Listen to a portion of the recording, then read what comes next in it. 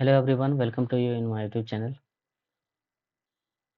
आज के सेशन में हम लोग झारखंड के परंपरागत शासन व्यवस्था के अंतर्गत नागवंशी शासन व्यवस्था को विस्तार से समझने का प्रयास करेंगे। वीडियो शुरू करने से पहले एक अनाउंसमेंट है कि अगर आप झारखंड के परंपरागत शासन व्यवस्था का स्टडी करना चाहते हैं तो हमारे चैनल में इससे पहले मुंडा शासन व्यवस्था का कंप्लीट वीडियो विस्तार से मैंने बना रखा है, आप उसको जा करके देखें। तो चलिए वीडियो को शुरू करते हैं। तो यह है मुंडा शासन व्यवस्था को हम लोग विस्तार से समझने करते हैं। देखिए, कोई भी शासन व्यवस्था को हम लोग समझने से पहले क्या करेंगे, उसका कुछ इतिहास को समझने का प्रयास कर लेते हैं कि उसका क्या इतिहास रहा है। तो पहले हम लोग इसके इसके इतिहास को देखते हैं। तो नागवंशी शासन व्यवस्था का जो प्रारंभ हुआ था वो प्रथम शताब्दी में हुआ था। ठीक है। और ये इस शासन व्यवस्था के सबसे पहले जो राजा थे वो फनी मुकुट राय थे। ठीक है।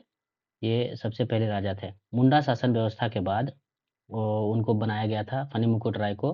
ठीक है। इन्होंने अपनी राजधानी जो है सुतियाम्बे बनाया था। सुतियाम्बे इनकी राजधानी थी। ये आप याद रखेंगे, बहुत इंपॉर्टेंट क्वेश्चन है। ठीक है। अब देखिए, जो नागवंशी शासन व्यवस्था में जो था वो जब तक मुगलों का आगमन नहीं हुआ था तो तब तक तो सब ठीक चल रहा था। ठीक है। जैसे ही मुगलों का आगमन हुआ, ठीक है, मुगल मुगल आए, तो मुगल आने के बाद क्या हुआ, वो उन्होंने क्या किया कि नागवंशी शासकों से नजराना लेना स्टार्ट किया। नजराना नजराना क्या होता है, एक अनियमित कर होता है। अनियमित कर होता है। अनियमित कर, इसको बोला जाता है नजराना। ठीक है। बाद में धीरे धीरे समय बीतता गया तो इस अनियमित कर को नियमित बना दिया गया। नियमित बना दिया गया। ठीक है। इसको बोला जाता था मालगुजारी। मालगुजारी। अब ध्यान से मेरे बातों को एक-एक करके समझिएगा। ठीक है। नियमित कर को नजराना कहा जाता था, अनियमित कर को नजराना कहा जाता था और नियमित कर को मालगुजारी कहा जाता था। ठीक है। लेकिन अब देखिए कि ये मालगुजारी जो है उनको तभी दिया जाता था जब वो मांग करते थे। ठीक है। मांग किया जाता था। अगर वो मांग नहीं करते थे तो उनको नहीं दिया जाता था। ठीक है। अभी क्या हो गया कि नागवंशी शासन व्यवस्था में जो रैयत थे, रैयत यानी कि आम जनता, आम जनता या फिर इसको किसान समझ सकते हैं। क्या? किसान। इनसे कर नहीं लिया जाता था। क्या? कर नहीं लिया कर नहीं लिया जाता था। बात समझे? तो अब अगर इनसे कर नहीं लिया जाएगा तो लोड किस पे पड़ेगा? राजा पे। राजा पे पड़ेगा। तो राजा क्या करता था कि राजा पे पूरा राज्य पे लोड पड़ रहा है तो राजा कर नहीं दे पाता था, कर नहीं चुका पाया। तो क्या हो गया कि उस समय जो राजा थे दुर्जन साल, दुर्जन साल नागवंशी राजा। ठीक है। तो 1615 ईस्वी में क्या किया गया, दुर्जन साल को कर नहीं चुकाने के कारण बंदी बना लिया गया। बंदी। और इनको 12 वर्ष तक कहाँ रखा? ग्वालियर में। समझे? फिर बाद में इनको क्या किया गया कि 6000 वार्षिक कर देने के कंडीशन पे इनको छोड़ दिया गया। अब जब इनको छोड़ा गया तो इन्होंने क्या किया कि अब सोचे कि अब ऐसे काम नहीं चलेगा, अब रैयत से कर लेना पड़ेगा।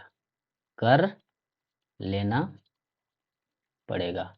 तो इन्होंने क्या किया कि जो मानकी होता था, मानकी किसको बोलते हैं? आपने इसमें देखा होगा मुंडा शासन व्यवस्था में जो पढ़ा स्तर का जो होता है, पढ़ा, ठीक है, पढ़ा स्तर का प्रमुख जो होता है उसको मानकी कहा जाता है, पढ़ा प्रमुख। तो इनको बोला गया कि आप कर वसूलो। क्या करो? कर वसूलो। बात समझ में आ रहा है? इनको क्या बोल दिया गया? कर वसूलने के लिए इनको बोला गया। ठीक है। अभी देखिए, तो इनको जब कर वसूलने के लिए बोला गया तो इन्हीं को कहा जाता था भूइहर, कहा गया इनको। इनको बोला गया भूइहर। ये भूइहर क्या है? भूइहर, भूइहर जो है वो मानकी है। ठीक है। इनको कर वसूलने का काम जब दिया गया तो नागवंशी शासन व्यवस्था में इस मानकी को भूइहर कहा गया। बात समझ में आया? ठीक है। नागवंशी शासन व्यवस्था में इनको भूइहर कहा जाने लगा। देखिए, मालगुजारी आपको समझ में आ गया होगा, नजराना समझ में आ गया होगा और भूईवार समझ में आ गया, ठीक है। अब धीरे धीरे समय बीतता गया, तो देखिए 1764 में बक्सर का युद्ध हुआ। बक्सर का युद्ध किसने जीता? ब्रिटिश लोग, ठीक है। और 1765 में दीवानी मिल गया।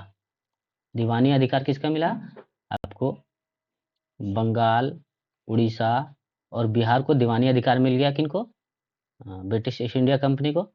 उसके उस दीवानी अधिकार मिलने के बाद जो है वो नागवंशी शासकों की स्थिति और खराब हो गई, ठीक है। बात समझ में आया? इनकी स्थिति और भी दयनीय हो गई। अब देखिए 1793 में जब लॉर्ड कॉर्नवालिस का स्थायी बंदोबस्त आया, बंदोबस्त स्थायी बंदोबस्त व्यवस्था आया, सॉरी यहाँ पे 3 है, 1793 स्थायी बंदोबस्त जब लागू हुआ, तो उसके कारण क्या हो गया कि जो राजा लोग जो थे, नागवंशी राजा थे, वो जमींदार थे पहले, ठीक है। मतलब पहले पहले उनको जागीरदार बोला जाता था, क्योंकि वो खुद ही से सर्वे सर्वा थे। उनको उनको क्या कर दिया गया? उनको जमींदार बना दिया गया, ठीक है। उनको जमींदार बना दिया गया। इस प्रकार जो था वो जागीरदारी व्यवस्था, पहले कौन सी थी? जागीरदारी व्यवस्था थी। तो जागीरदारी व्यवस्था जमींदारी व्यवस्था में बदल गई। बात समझ में आ गया? हाँ, पूरा मतलब ये समझ में आ गया, इतिहास समझ में आ गया होगा इसका। तो इस तरह से जो था एक जमींदारी व्यवस्था, एक जागीरदारी व्यवस्था एक जमींदारी व्यवस्था में कैसे बदल गई, ये मतलब ये मुगलों और ब्रिटिश का प्रभाव था जो झारखंड के स्थानीय शासन व्यवस्था यानी कि नागवंशी शासन व्यवस्था में पड़ा, और इस तरह का आमूलचूल परिवर्तन हुआ नागवंशी शासन व्यवस्था में।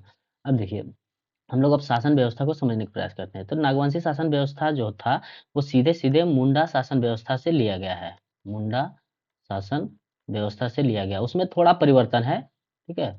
थोड़ा सा परिवर्तन है, उस कुछ परिवर्तन इसको समझते हैं। ये 3 स्तर का होता था। पहला एक सबसे नीचे कौन होता था? ग्राम, ठीक है। उससे ऊपर पट्टी, ठीक है। उससे ऊपर आपको हो राज्य स्तर। तो ये 3 स्तर पे होता था, ठीक है। तो पहले हम लोग ग्राम स्तर का समझे, ये त्रिस्तरीय है। स्तरीय, ये क्वेश्चन पूछा जा सकता है। 3 स्तरीय जो नागवंशी शासन व्यवस्था थी वो कितना स्तर का था? 3 स्तर का था, ठीक है। तो देखिए ग्राम स्तर पे जो गांव का मुखिया होता था उसको महातो कहा जाता था, ठीक है। याद रखेगा, महातो कौन होता था? गांव का मुखिया होता था। और एक पोस्ट होता, देखिए कोई भी शासन व्यवस्था चलता है तो उससे पोस्ट से चलता है। बहुत सारे उसमें कर्मचारी होते हैं तो उनका एक पोस्ट होता था, वही पोस्ट है, ये समझ लिए पद है।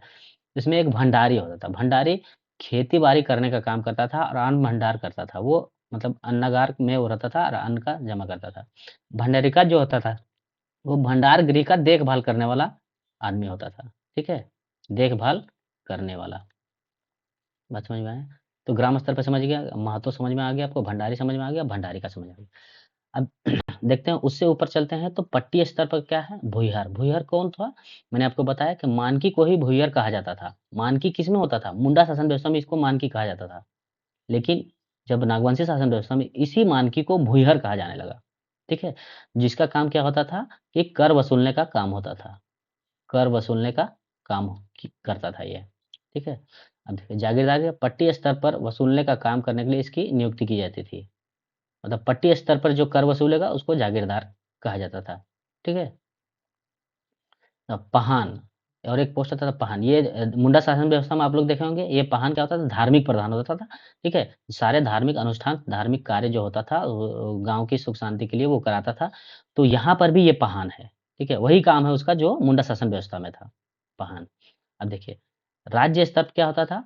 महाराज, ठीक है। महाराज, महाराज जो है वो राजा को महाराज शब्द से संबोधित किया जाता था। किसमें? नागवंशी में, ठीक है। नागवंशी में महाराज को मतलब राजा को महाराज कहा जाता था। उसमें एक दीवान होता था, ये क्या होता था? ये वित्तीय प्रमुख होता था, फाइनेंशियल हेड, ठीक है। पैसा कहाँ से आएगा, कहाँ जाएगा, कहाँ खर्च होगा, ये सारा रिपोर्ट जो है, सारा रिकॉर्ड यही रखता था, ठीक है। उसके बाद एक पांडे एक पद होता था। पांडे का काम क्या होता था कि जब गांव में पंचायत बैठता था या राजा द्वारा कोई निर्णय लिया जाता था तो उसको मतलब लोगों तक पहुंचाने का जिम्मेदारी जो होता था ना वो इस पांडे का होता था। जस्ट लाइक ए संदेश वाहक, इसको बोल सकते हैं हम लोग संदेश वाहक। समझ में आया? तो ये था मतलब नागवंशी शासन व्यवस्था।